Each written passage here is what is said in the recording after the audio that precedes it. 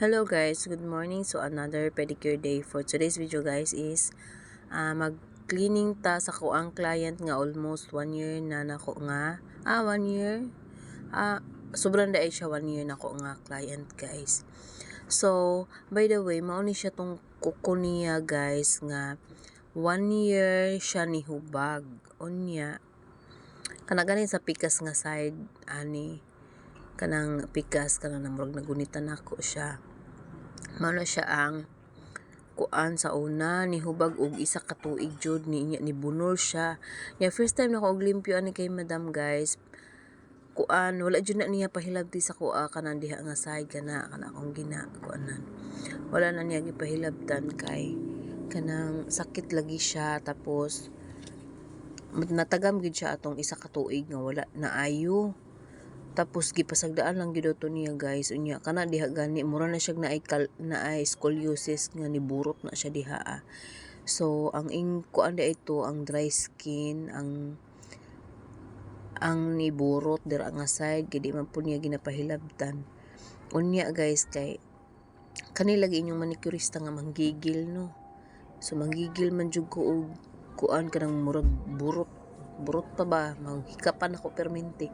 So ako siyang lipat-lipaton. So nakabantay di ay siya gignan ko niya gahapon nga kay lipat-lipaton naman ko ani niya sa una.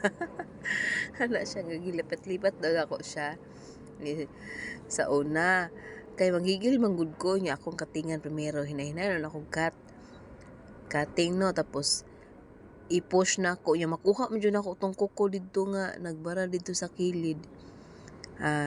Kuan kanang wala pud gid siya nasamad.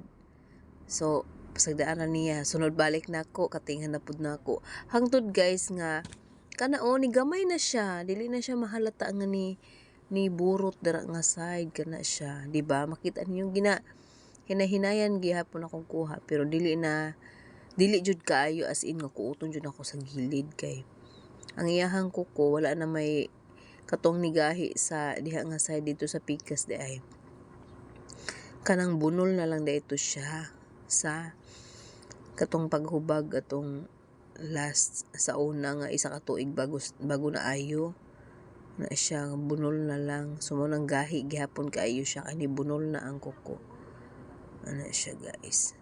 So makita ninyo guys kana bating dako nagkatawa jud ko gahapon kay nakabantay di ay siya nga ako siyang lipat-lipaton og kuan kanang kuan sa gilid ang pikas kay di gid na niya pahilabtan sa una niya kay ako amang katingan niya i-push siya makuha man jud nako ang pinakatumoy na nga kuko so bilib siya sige na siya palimpyo na ano siya lubong na kay ni siya kuko guys kay ngano man ang iyahang kuko anad siya og kuan limpyo mabito tong hubagan kay anad siya og palimpyo sa una pa so mauna siya makita ninyo ang ako ang pusher murag ilubong pa nako siya gamay kay didto na naiyahang kuko sa ilalom so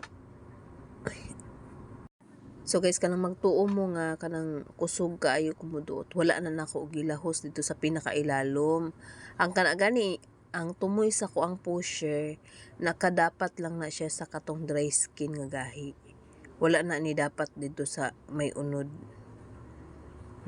pero dili gid maiwasan nga usahay na atay kanang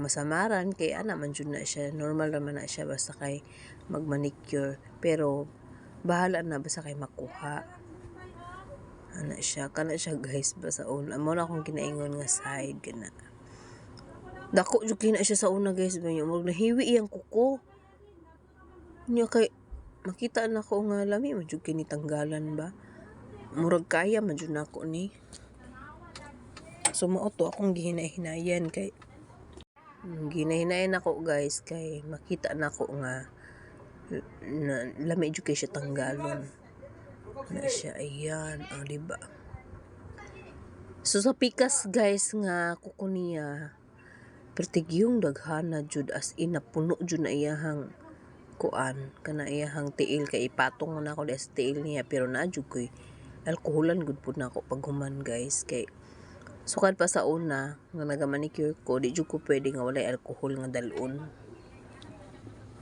Mo na siya. Kay akong i-sanitize ako ang mga nipper before and after use para protection na pod sa ako ug sa ako ang customer.